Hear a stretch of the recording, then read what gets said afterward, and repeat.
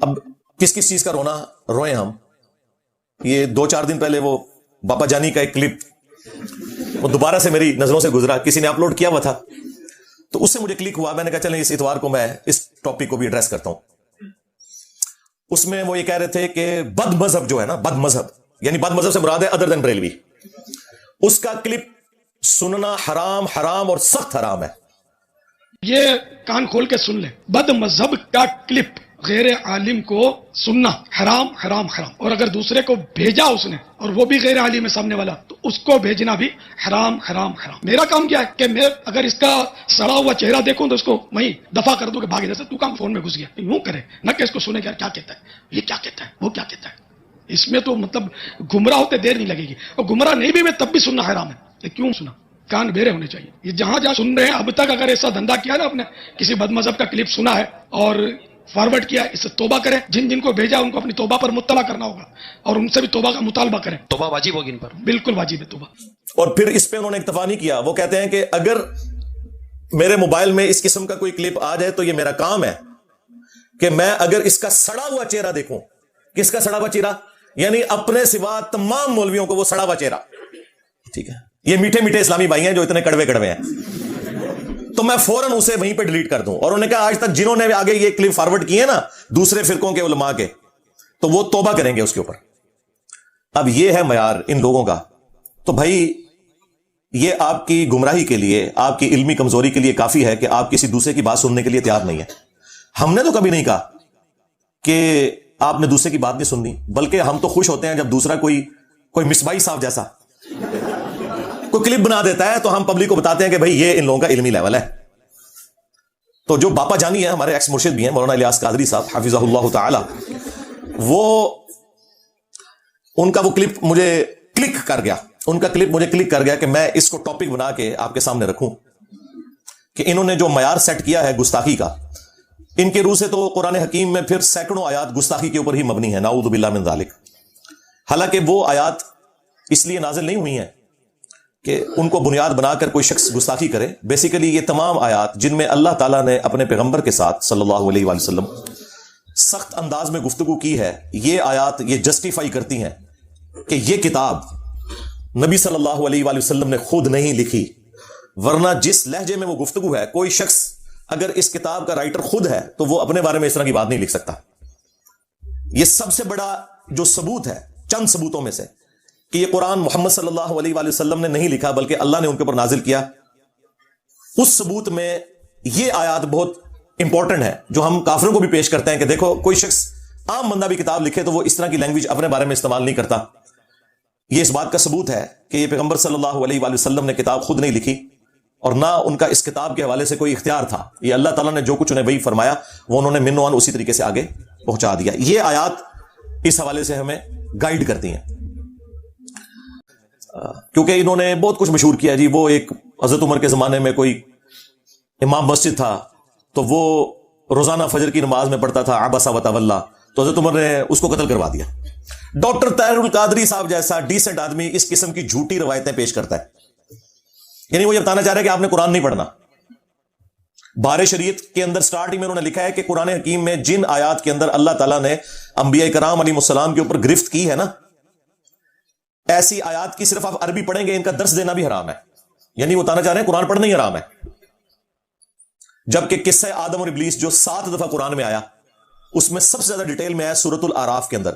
اس میں اللہ تعالیٰ نے فرمایا کہ ہم نے قصہ آدم اور ابلیس اے اولاد آدم تم سے اس لیے بیان کیا کہ جس طرح تمہارے ماں باپ کو شیطان نے ورگلا دیا تھا کہیں تمہیں نہ بہکا دے. اللہ تعالیٰ تو کہہ رہا ہے یہ واقعات میں اس لیے بیان کر رہا ہوں کہ ان سے عبرت حاصل کرنی ہے, اور یہ کہتے ہیں ان کا درس دینا ہی حرام ہے. تو آگے انہوں نے قرآن کہاں سے پڑھنا ہے, اور پھر کہانیاں بنائی ہوئی ہیں. وہ جی ایک دفعہ ایک وابی کا اور ایک بریلوی کا مناظرہ ہو گیا. اچھا جی کیا ہوا پھر؟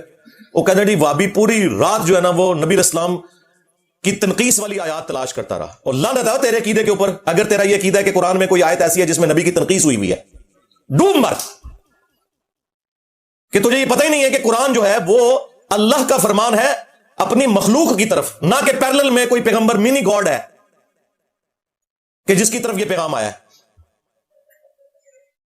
وہ اسے تنقید سمجھتے ہیں, یعنی اللہ ان سے پوچھ کے بات کرے گا اپنے پیغمبر سے کرے گا. تو اور جو بریلوی تھا وہ پوری رات جو ہے وہ نبی الاسلام کی شان تلاش کرتا رہا. بھئی نبی الاسلام کی شان سے کسے انکار ہے؟ کوئی مسلمان جان بوجھ کے گستاخ رسول ہو سکتا ہے؟ چشتی رسول اللہ پارٹی ہاں بولا گا تینوں سمجھ آئے گا. کہنا نہیں ساڑھے بابے کس طرح گستاخ ہو سکتے ہیں. ہاں تھانوی رسول اللہ کل تک غلط سی, چشتی رسول اللہ کل تک ٹھیک سی, آج غلط ہو گیا میری وجہ نال. اوے پی گیا جی تھوڑے بابے نو, پی گیا جی وہ تک کلپ پی گیا, بالکل پی گیا میں. تھوڑی بادشاہی کی ہے تو سا یہ نا دیکھ لو 1200 سال میں جو عزت انہوں نے کمائی تھی ان 12 سالوں میں اس طرح ایک نعرہ انہیں لے ڈوبا ہے اللہ کے فضل سے. میرے نبی سا ہے ہی کوئی نہیں, تیرے بابے تھے شے ہی کوئی نہیں, نبی کے جیسا ہے ہی کوئی نہیں, بابے تھے شے ہی کوئی نہیں. الحمدللہ. تو یہ انہوں نے نا ڈکوسلا مچایا ہوا ہے اس قسم کی باتیں. اور یہ میں اس لیے کروں کہ میں خود 31 سال تک بریلوی رہا ہوں. یہ ساری کہانیاں ہم نے اللہ کے فضل سے یا کہہ لیں کہ اللہ کے غضب سے اپنے علماء سے, اپنے گھر والوں سے, اپنے ماں باپ سے بچپن سے ہی سیکھ لی ہوئی تھی. 31 سال تک میں بھی بریلوی رہا ہوں. تو اس لیے ہم سے کوئی بات چھپی بھی نہیں ہے کہ یہ کون کون سی شیطنت ہے جس کے ذریعے یہ حملہ آور ہوتے ہیں مسلمانوں کے عقائد کے اوپر. کیونکہ اس لیے تو ہم نے عرض کیا ہے کہ وہ بھی کیا دن تھے, ہم بھی ایک جن تھے. آج ہم دیو ہیں, جنوں کے بھی پیو ہیں, بلکہ دیو کے بھی پیو ہیں. اے دیو بند اللہ دیو, اے پیو والا نہیں جے او نہ سمجھو. اے جیسے کہتے ہیں نا کہ استاد روحانی باپ ہوتا ہے, تو یہ روحانی پیو والی بات کر لیں. ہاں یہ وہ والی ہے, بیگوٹن والی نہیں بات کر رہا میں. تو اس لیے قرآن حکیم کے حوالے سے اپنے آپ کو بالکل کلیئر کر لیں. ہمارے پلے اگر کوئی شے ہے نا تو وہ یہی کتاب ہے. نبی الاسلام کی وفات کے بعد آپ کا وصی, آپ کا خلیفہ اس امت پر قیامت تک کے لیے جو آپ پیش کر سکتے ہیں وہ اللہ کی کتاب ہے الحمدللہ. کیونکہ نبی الاسلام کے بعد جو شخصیات بھی تھیں وہ بھی دنیا سے چلی گئی ہیں. کسی کو آج پیش نہیں آپ کر سکتے, پیش کر سکتے ہیں تو کتاب و سنت کو. تو اگر یہ قرآن ہمارے پاس نہیں ہے تو ہمارے پاس کچھ بھی نہیں ہے. اگر ہمارے عقیدے قرآن کے خلاف ہیں تو سمجھ لیں کہ ہم گمراہی کے اوپر ہیں. اگر کوئی بات قرآن میں ہمارے عقیدے کے خلاف ہے تو سمجھ لیں ہمارا عقیدہ خراب ہے. قرآن تو بالکل ٹھیک ہے. قرآن کے سامنے آپ نے اسٹوڈنٹ کی حیثیت سے بیٹھنا ہے, نہ کہ اس کے استاد بن کے اے جی اتنی گستاخی ہوتی ہے, اتنی بیان کرنی چاہیے تھی. اس کا مطلب پتہ کیا ہے؟ اس کا مطلب یہ ہے کہ قرآن اس قابل ہی نہیں ہے کہ اس سے لوگ ہدایت حاصل کریں. تو پھر کل آپ کس منہ سے اس کو پیش کریں گے کسی غیر مسلم کو؟ اصل میں خود ان کا گیئر الٹا لگا ہوا ہے. اللہ نے تو بالکل واضح فرما دیا ہے وَلَقَدْ يَسَّرْنَا الْقُرْآنَ لِلذِّكْرِ فَهَلْ مِن مُدَّكِرٍ. ایک سورت میں 4 دفعہ یہ آیت آئی ہے. پھر بھی مولوی کو یقین نہیں آ رہا. مولوی کہہ رہا ڈائریکٹ قرآن پڑھو گے گمراہ ہو جاؤ گے. اچھا یہ کہاں لکھا ہوا ہے کہ ڈائریکٹ قرآن پڑھو گے تو گمراہ ہو جاؤ گے؟ قرآن میں یہ تو لکھا ہوا ہے کہ سمجھنے کے لیے آسان کر دیا, نصیحت کے لیے. باقی یہ ٹھیک ہے کہ جو 1000 سے زیادہ آیات ہیں وہ علماء کو, مفتی اعظم کو بھی نہیں آتی ہیں, جو سائنٹیفک فیکٹس کے ریلیٹڈ ہیں وہ آپ کو کوئی سائنٹسٹ ہی بتائے گا, کوئی گورا ہی بتائے گا. یہ بالکل ٹھیک ہے, ٹھیک ہے کہ نہیں آندی. ہاں آپ نے نکاح طلاق کے مسئلے پوچھنے مولویوں سے پوچھیں, لیکن جو نصیحت ہے نا وہ ایک ان پڑھ کو بھی سمجھ آئے گی, ایک پڑھے لکھے کو بھی سمجھ آئے گی, ایک ڈاکٹر کو بھی سمجھ آئے گی, ایک انجینئر کو بھی, ایک ریڑھی بان کو بھی. اور وہی قرآن کا بنیادی مقصد ہے, نصیحت حاصل کرنا. انا نحن نزلنا الذکر وانا له لحافظون. بے شک اس نصیحت اور ذکر قرآن کو ہم نے نازل کیا, ہم ہی اس کی حفاظت کرنے والے ہیں. تو قرآن نصیحت کے لیے آسان کر دیا گیا ہے. باقی یہ ٹھیک ہے کہ سائنٹیفک فیکٹس تو علماء کو بھی نہیں پتا, تو کیا ہم علماء کو جاہل کہیں گے؟ نہیں. ٹھیک ہے, وہ ایمبریولوجی کی فیلڈ سے ریلیٹڈ جو چیز ہے, اسٹرونومی سے ریلیٹڈ ہے, وہ ان ایکسپرٹ سے پوچھیں.